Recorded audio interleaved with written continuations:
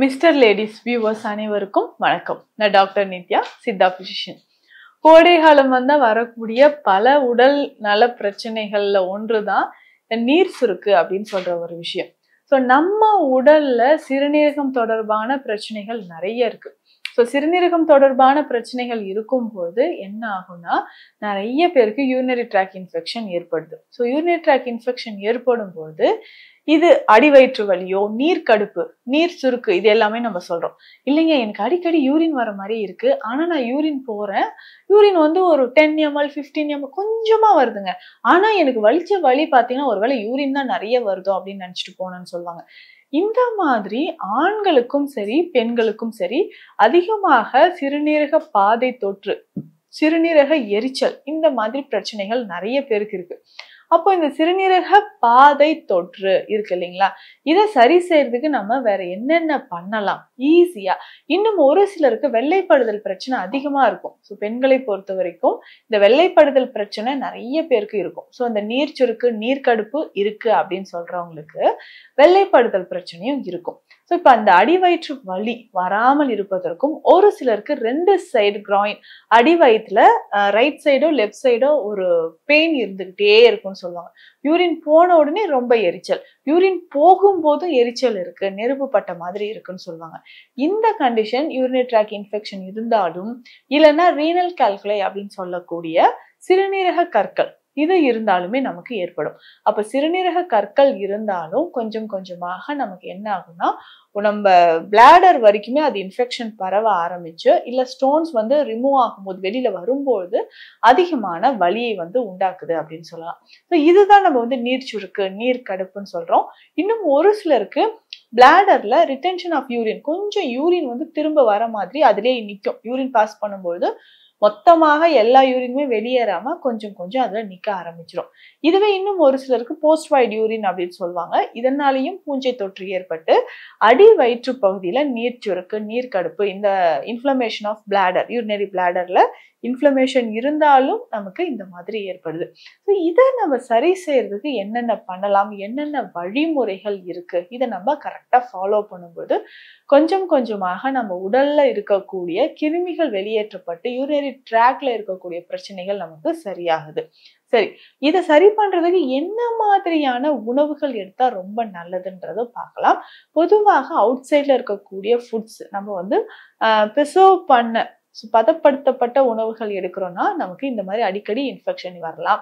அதுவே பெண்களுக்கு ஒரு சில வெளியில போய் நான் டாய்லெட் யூஸ் பண்ணிட்டு வந்தேன்னாவே எனக்கு இந்த இன்ஃபெக்ஷன் இருக்கும். ஸோ அவுட் சைட்ல வந்து வேற டாய்லெட்ஸ் நம்ம யூஸ் பண்ணும்போதும் இன்ஃபெக்ஷன் ஏற்பட்டு நீர் சுருக்கு, நீர் கடுப்பு, இந்த மாதிரியான பிரச்சனைகளும் ஏற்படுது. சரி, இதை தாண்டி வேறு என்ன பண்ணலாம், வேறு என்ன வழிமுறையினால இந்த நீர் கடுப்போ இந்த நீர் சுருக்கோ நம்ம சரி பண்ணலாமா அப்படின்னு பார்த்தோம்னா, அடுத்தது நம்ம சாப்பிடக்கூடிய உணவு முறைகள். தினமும் காலையில ஏதாவது ஒரு ஜூஸ் குடிச்சோம் அப்படின்னா அந்த கிருமிகள் யூரின் மூலியமாவே நமக்கு வெளியில வர ஆரம்பிச்சிடும். இது என்னென்ன ஜூஸ் குடிச்சா ரொம்ப சிறந்தது அப்படின்னு பார்த்தோம்னா, வெள்ளை பூசணி சாறு ரொம்ப முக்கியம்.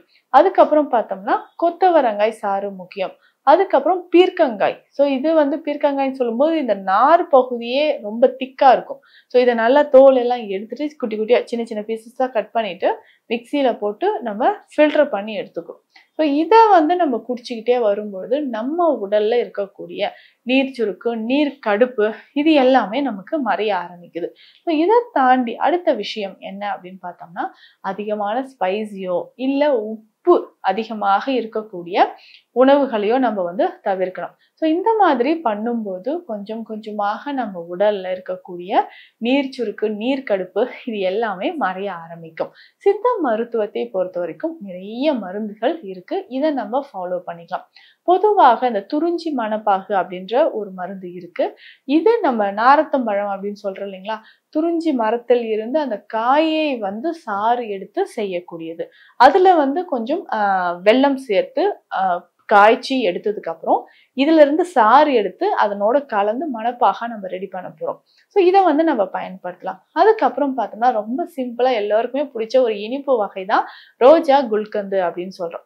இந்த ரோஜா குல்கந்துல இருக்கக்கூடிய விஷயம் கசகசா இருக்கு, வெள்ளரி விதைகள், சோம்பு, ரோஜா இதழ்கள், தேன், கற்கண்டு, இது எல்லாமே சேர்த்து இருக்கிறதுனால உடல் உஷ்ணத்தை வேகமாக குறைக்கக்கூடியது அப்படின்னு சொல்லலாம். ஸோ அப்போ உடல் உஷ்ணம் இருக்கு, அல்சர் தொடர்பான பிரச்சனைகள் இருக்கு, அது சரி செய்யறதுக்கு நம்ம என்ன பண்ணணும் அப்படின்னா ரோஜா குல்கந்தை பயன்படுத்தலாம். ஸோ இந்த மாதிரி உடல் உஷ்ணத்தை குறைக்கக்கூடிய உணவுகளாக நம்ம பயன்படுத்தணும். அதை தாண்டி வாரம் 1 அல்லது 2 முறை எண்ணெய் குளியல் ரொம்ப ரொம்ப அவசியம். எண்ணெய் குளியல் எடுக்கிற அன்னைக்கு என்ன பண்ணலாம்னா கொஞ்சமா நம்ம கற்றாழை சாறு எடுத்துக்கணும். ஸோ தேவையான அளவு கற்றாழை சாறு எடுத்து தலையில அப்ளை பண்ணிட்டு அதே மாதிரி வயிறு முழுவதும் முக்கியமாக அடிவயிற்று பகுதியில தொப்புள் பகுதியில இருந்து கீழ் வயிறு வரைக்கும் இதை அப்ளை பண்ணலாம். ஸோ அப்ளை பண்ணிட்டு நல்லா தடவிட்டு அதுக்கப்புறம் நம்ம வந்து ஒரு அரை மணி நேரம் கழிச்சு குளிக்கும் போது நம்ம உடல்ல இருக்கக்கூடிய கழிவுகள் அதே மாதிரி பிளாடர்ல இருக்கக்கூடிய இன்ஃபெக்ஷன் நமக்கு கொஞ்சம் கொஞ்சமாக குறைய ஆரம்பிக்கும். இதை தாண்டி பார்த்தோம்னா கடுக்காய் லேகியம் நமக்கு பயன்படுது.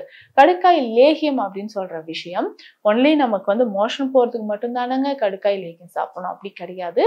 இது வந்து பெஸ்ட், நம்ம உடல்ல இருக்கக்கூடிய உஷ்ணத்தை குறைப்பதற்கு இது ரொம்ப ரொம்ப பெஸ்டான ஒரு மெடிசன் அப்படின்னு சொல்லலாம். ஸோ இதை நம்ம பயன்படுத்தும் போது கொஞ்சம் கொஞ்சமாக நம்ம உடல்ல இருக்கக்கூடிய கழிவுகள் வெளியேற ஆரம்பிக்கும், உடல் உஷ்ணம் குறைய ஆரம்பிக்கும். அடுத்ததாக இந்த யூரினரி ட்ராக் இன்ஃபெக்ஷன், நீர்க்கடுப்பு, நீர் சுருக்கு இது எல்லாமே நமக்கு குறைய ஆரம்பிக்குது. இதை தாண்டி நீர்முள்ளி இந்த கஷாயத்தை வந்து நம்ம குடிச்சுக்கலாம். நீர்முள்ளி, ஆளி விதைகள் நமக்கு பயன்படுது, சோம்பு தேவை, சதக்குப்பை தேவை, அதுக்கப்புறம் வெட்டிவேர். ஸோ இந்த 5 வகையான மூலிகைகளை லேசா சின்ன சின்னதா நம்ம வந்து வெட்டி வேற கட் பண்ணி எடுத்துக்கணும்.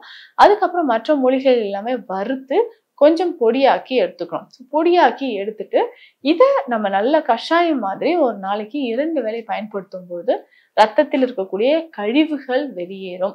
அதற்கு அடுத்தது வந்து பார்த்தோம்னா யூரினரி ட்ராக் இன்ஃபெக்ஷன் இருக்கு, இல்லை நமக்கு நீர் சுருக்கு, நீர் கடுப்பு இருக்குன்னா இதை வந்து தாராளமாக பயன்படுத்தலாம். உணவில் அடிக்கடி சின்ன வெங்காயம் பயன்படுத்தணும். ஸோ எப்படின்னா இதை வந்து ஒரு 1/2 ஸ்பூன் அளவுக்கு எடுத்துட்டு நெய் விட்டுட்டு 1/2 ஸ்பூன் அளவுக்கு நெய்யை விட்டுட்டு இதுல கொஞ்சம் சீரகம், சோம்பு இது ரெண்டுமே சேர்த்து நம்ம எண்ணெயில நல்லா வதக்கிக்கிட்டே வரணும். ஸோ வதக்கினதுக்கு அப்புறம் இதுல இருந்து கொஞ்சம் மிளகுத்தூள் சேர்த்து நம்ம தனியா எடுத்து வச்சுக்கணும். ஸோ இந்த மாதிரி நம்ம பயன்படுத்தும் போது நமக்கு உடல்ல இருக்கக்கூடிய அதிகமான உஷ்ணம் நமக்கு கொஞ்சம் கொஞ்சமாக குறைய ஆரம்பிக்குது. உஷ்ணம் அப்படின்னு சொல்றது ஒரு சிலருக்கு கண்ணெரிச்சல், முடி கொட்டுறது இந்த மாதிரி காட்டும். இன்னும் ஒரு சிலருக்கு சிறுநீரக பிரச்சனை, நீர் கடுப்பு, நீர் சுருக்கு இந்த மாதிரி விஷயங்கள்ல காட்ட ஆரம்பிக்கும். அப்போ இதற்கு நம்ம என்ன பண்ணோம்னா சிறுநீரகத்திற்கு நன்மை தரக்கூடிய செயல்கள் மட்டும் இல்லாம இந்த யூரினரி இன்ஃபெக்ஷன் வராமலும் நம்ம வந்து பாதுகாத்து அதற்கேற்ற மாதிரி வழிமுறைகளை எடுக்கணும். இதுல முக்கியமா பார்த்தோம்னா புனர்நவம் அப்படின்னு சொல்லக்கூடிய மூக்கிரட்டை.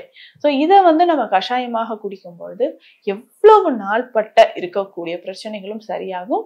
இதனுடைய சேர்ந்து நம்ம வந்து என்ன பண்ணோம்னா இந்த சிறுகன் பீலை, நாயுருவி இந்த இலைகளை போட்டு கஷாயமாக குடிக்கும் போதும் நம்ம உடல்ல இருக்கக்கூடிய நீர்க்கடுப்பு கொஞ்சம் கொஞ்சமாக குறைய ஆரம்பிக்கும். அதுக்கப்புறம் யூரின் பாஸ் பண்ணணும். முதல் விஷயம் நம்ம வந்து தண்ணீரோ பழச்சாறுகளோ ரெகுலரா சாப்பிடும்போது நிறைய மாற்றங்கள் தெரியும். அதுல நீர்க்கடுப்பும் நமக்கு மறைய ஆரம்பிக்கும். ஸோ இதற்கு அடுத்தது புரோட்டீன் லீக்கேஜ் என்ன இருக்கான்னு தெரிஞ்சுக்கணும். ஏன்னா அடிக்கடி இந்த மாதிரி நீர் சுருக்கு வருது, நீர்த்தாரை எரிச்சல் வருது அப்படின்னா நம்ம வந்து இப்போ ரத்தம் டெஸ்ட் பண்ணி பார்த்துக்கலாம். ஸோ இதற்கு ஏற்ற மாதிரி மருந்து முறைகளும் எடுத்துக்கலாம். இப்போ நீர் சுருக்கு அப்படின்னு சொல்ற ஒரு விஷயம் கோடை காலத்துல அதிகமான உஷ்ணத்தினால் வரக்கூடியதுதான். இதை சரி செய்யறதுக்கு கொஞ்சம் தொப்புளை சுற்றி நம்ம வந்து ஆயில் அப்ளிகேஷன், அதாவது விளக்கெண்ணையும் நல்லெண்ணையும் கலந்து நம்ம பயன்படுத்தும் போது நல்ல ஒரு மாற்றம் வந்து தெரிய ஆரம்பிக்கும். ஸோ இந்த பதிவில் நிறைய பேர் பாடாய்படுத்தக்கூடிய நீர் சுருக்கு, நீர் கடுப்பு, அடிவயிற்று பகுதியில் வலி, ஸோ இதை சரி செய்யறதுக்கு இயற்கையான முறையில என்ன மருந்துகள் இருக்கு அப்படின்னு பார்த்தோம். மீண்டும் அடுத்த பதிவில் சந்திக்கலாம். நன்றி.